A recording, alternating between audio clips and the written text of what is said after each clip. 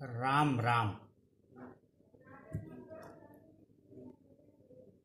विचार और संस्कार मनुष्य के पास सबसे बड़ी पूंजी होती है। धन, संपत्ति और वैभव कभी इनका मुकाबला नहीं कर सकते। संस्कार विचारों का संरक्षक होता है और उन्हें और परिपुष्ट करने के लिए आधार देता है। यह ध्यान में रखने की आवश्यकता है कि हमारे पास विचार और हमारे संस्कार बने रहेंगे तो हम बड़ी से बड़ी समस्या का मुकाबला कर सकेंगे। विचार और संस्कार हमें कभी जीवन के नैतिक पथ से विचलित नहीं होने देते, हमें सही रास्ते पर बढ़ाते रहते हैं। इसके ठीक विपरीत धन, वैभव या संपत्ति अथवा यश और कीर्ति हमें गलत रास्ते पर ले जाते हैं। वो अहंकार हमारे मन में पैदा करते हैं और अहंकार हमारे नष्ट होने का कारण बन सकता है। अहंकार को इसीलिए विनाश का मूल माना गया है। हम किसी भी कार्य को करते समय कर्तापन के भाव से अगर मुक्त रहते हैं तो हम सही सन्यासी हैं। गृहस्थ जीवन हो या हम गृहस्थ जीवन से अलग यह सांसारिक भौतिक जीवन त्याग कर किसी पथ पर बढ़ रहे हों, हमें कर्तापन के भाव से सदैव मुक्त रहना चाहिए। सन्यास की अवस्था एक अलग अवस्था होती है, वह गृहस्थ जीवन में भी हो सकती है और इस लौकिक सांसारिक या भौतिक जीवन से अलग भी हो सकती है। लेकिन यहाँ प्रश्न सन्यास या उसकी विधा नहीं है, प्रश्न संस्कार का है। संस्कार उस उद्दीप्ति, उस प्रकाश के समान है जो सदियों हमारे विचारों का संरक्षक तो रहता ही है, हमारे संबल को बनाए रखता है। ज्ञान, साहस, संकल्प, इन सब का अपना अपना महत्व है, लेकिन 5 मुख्य ऐसी बातें हैं जो मनुष्य के जीवन में सबसे अधिक सहायक होती हैं। उनमें एक है भौतिक रूप में कहा जाने वाला दर्पण। लेकिन इस विचार के क्रम में दर्पण का महत्व सिर्फ इतना ही है कि हम आत्मदृष्टि को, अपनी आत्मा को दर्पण के रूप में माने। कुछ भी करते समय हम उसमें उसकी छवि देखें तो कभी हम सत्य के पथ से डिगेंगे नहीं, कभी हम झूठ से बचे रहेंगे और झूठ से बचे रहेंगे तो हमें एक असीम ऊर्जा शक्ति सदियों प्राप्त होती रहेगी। इसी प्रकार से हमारा ज्ञान हमें हमारे विश्वास को, हमारे आत्मबल को सदियों बनाए रखता है और कभी हमें पथ से विचलित नहीं होने देता। ज्ञान हमारा सबसे बड़ा प्रकाश स्तंभ होता है। ज्ञान को जानकारी मात्र नहीं कहा जा सकता। वास्तव में जानकारी ही ज्ञान नहीं होता है, यद्यपि ज्ञान में जानकारी का बहुत बड़ा महत्व है। ऐसी जानकारी जिसके साथ बुद्धि और विवेक भी हो, जिसके विश्लेषण करने की, जिसे परख करके इस्तेमाल करने की सामर्थ्य हो, वही ज्ञान होता है। और ऐसा ज्ञान जिसके पास है वह कभी व्यक्ति को कमजोर नहीं होने देता। सत्य की स्थिति वह है जो मनुष्य के बल को, उसके आत्मविश्वास को सदियों बनाए रखती है। सत्यवान व्यक्ति कभी कमजोर नहीं हो सकता, उसे अपनी शक्ति पर सदियों भरोसा बना रहता है और मनुष्य का विश्वास उसका सबसे बड़ा सहायक है।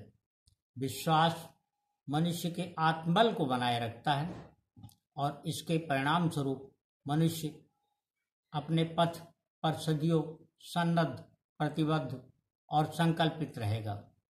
कहते हैं कि ईश्वर का दिया कभी अल्प नहीं होता, जो टूट जाए वह संकल्प नहीं होता। हार को अपने लक्ष्य से सदियों दूर रखना, क्योंकि जीत का कोई विकल्प नहीं होता। इसके अर्थ को समझाने की आवश्यकता नहीं है।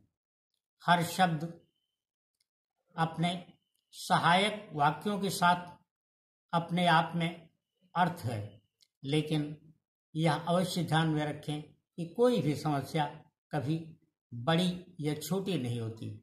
वह समस्या बड़ी प्रतीत होती है जिसको हम अपनी बारीकी से, हम अपने मन मस्तिष्क की गहराई से विचार करके उसके सामने समर्पण कर दें और विचार करने से अपने को दूर कर लें, बल्कि हम समस्या के आकार प्रकार और उसकी विराटता को देखने लगें तो हम संघर्ष किए बगैर ही हार जाएंगे। ठीक इसके विपरीत हम बारीकी से परीक्षण करके अगर समस्या को सहजता से हल कर लें तो समस्या हमें बहुत ही छोटी दिखाई देने लगती है और फिर हम उससे विकट और बड़ी समस्याओं का भी समाधान आसानी से ढूंढ लेते हैं, उनका हल पा लेते हैं।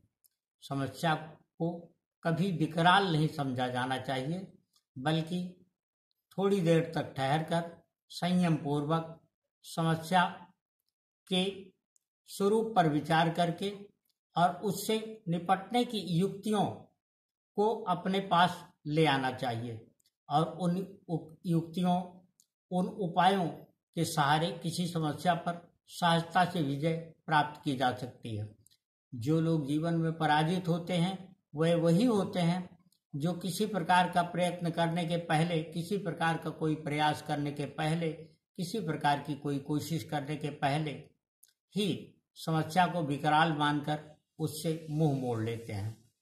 इसलिए सदियों यह ध्यान में रखे जाने की आवश्यकता है कि हम विचारों की पूंजी से अगर किसी समस्या को हल करने की कोशिश करें तो उसका समाधान आसान हो जाता है।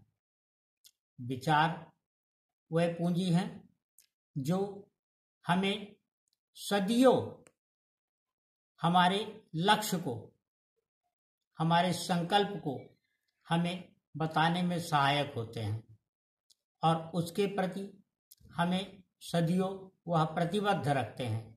ठीक इसके विपरीत जो धन, वैभव, संपत्ति, यश या कीर्ति के रूप में हमारे पास धन या उसकी शक्ति होती है, वह अहंकार पैदा करके हमें पथ से विचलित कर सकती है।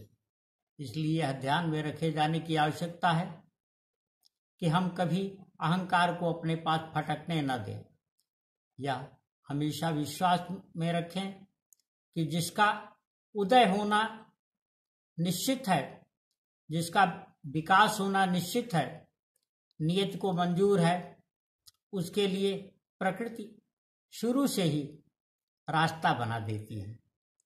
प्रकृति के बनाए उस रास्ते पर पहुंचने के लिए, उस पर चलने के लिए हमें अपने समक्ष आने वाली किसी भी समस्या या चुनौती को बहुत सहजता से स्वीकार करना आना चाहिए।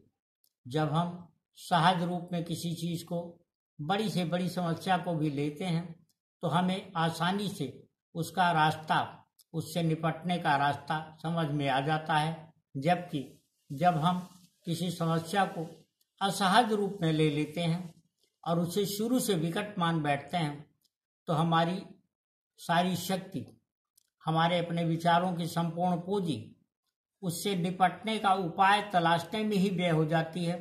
संपूर्ण ऊर्जा हम उसी में गंवा देते हैं। नतीजा ये होता है कि परिणाम या सफलता हमसे दूर होती चली जाती है। जीवन में जो लोग सफल होते हैं उनके पास भी उतना ही समय होता है जितना हमारे पास होता है, लेकिन उन्हें उनमें सफलता आसानी से क्यों मिल गई, हम इस पर विचार करने के बजाय प्रायः लोगों से ईर्ष्या अपने मन में भर लेते हैं। ईर्ष्या, कलह स्वयं के लिए आत्मघाती होती है और इससे सदियों बचा जाना चाहिए। इसके ठीक विपरीत हमें यह सोचना चाहिए, आत्मपरीक्षण करना चाहिए कि आखिर हमारे जैसे ही दूसरे लोग कभी बड़ी सहजता से किसी सफलता को कैसे प्राप्त कर लेते हैं। हम यह जानने की कोशिश करें कि उनके पास कौन सी ऐसी युक्ति होती है जिसकी वजह से, जिसके कारण या जिसके चलते अथवा जिसके सहारे वो समस्या को चुटकियों में हल कर लेते हैं। और वह स्थिति ज्ञान की होती है। ज्ञान का परीक्षण हमारी बुद्धिमत्ता पर निर्भर करता है। हम दूसरों के साथ तर्क में, कुतर्क में अपनी ऊर्जा को नष्ट न करें, बल्कि आत्मपरीक्षण करें, तो हमें पाएंगे कि आसानी से हमें किसी भी समस्या के समाधान का रास्ता मिल जाता है।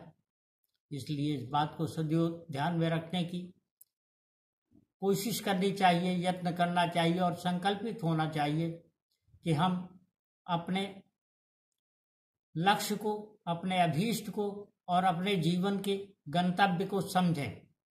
जिसे रास्ता मालूम हो वह लक्ष्य पर पहुंचने में हो सकता है विलंब कर दे, लेकिन जिसका लक्ष्य ही केंद्र हो, गंतव्य हो या ध्यान लक्ष्य पर ही हो, वह रास्ता उसके लिए बना लेता है। भले वह रास्ता लंबा हो, भले वह रास्ता दीर्घकालिक हो, लेकिन वह वहां उस तक पहुंच जाता है। कभी संघर्ष से घबराने की आवश्यकता नहीं, बल्कि संघर्ष हमारे लिए परीक्षा के तरह होते हैं। ठीक उसी तरह जिस प्रकार से हम किसी परीक्षा के लिए या किसी भी तरह के प्रतियोगिता के लिए जब अपने को अभ्यर्थी के रूप में प्रस्तुत करते हैं, तभी हम परीक्षार्थी का दर्जा या परीक्षार्थी की हैसियत हासिल करते हैं। परीक्षार्थी का रुतबा या परीक्षार्थी का आइडेंटिफिकेशन हमारे पास होता है। जबकि हम परीक्षा के लिए अभ्यर्थी ही नहीं होंगे, उसके लिए आवेदन ही नहीं करेंगे, तो हम परीक्षार्थी कैसे होंगे।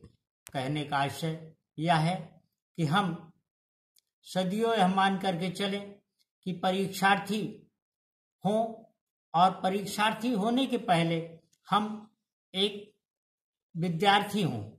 विद्यार्थी वह है जो अपने ज्ञान को कभी पूर्ण नहीं मानता, बल्कि उसको निरंतर बढ़ाने के लिए सदियों परिपूर्ण होता है। ज्ञान कभी पूर्ण नहीं होता, जो पूर्ण हो जाए वह ज्ञान नहीं होता है। पूर्ण केवल परमात्मा है। इस प्रकार की बातें हम बहुत सारे लोगों के साथ सुनते हैं, जो कदाचित व्याख्या में न जा करके इनको केवल कहे सुने के आधार पर जानते हैं और कहते हैं।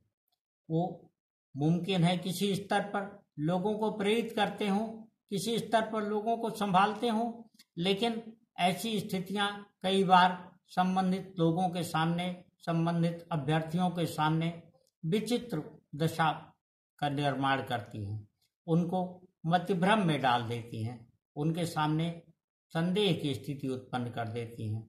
सदियों ध्यान में रखे जाने की आवश्यकता है कि बड़ी से बड़ी बीमारी का भी इलाज संभव है, किंतु संदेह नितांत लाइलाज है। संदेह का कभी कोई इलाज नहीं हो सकता।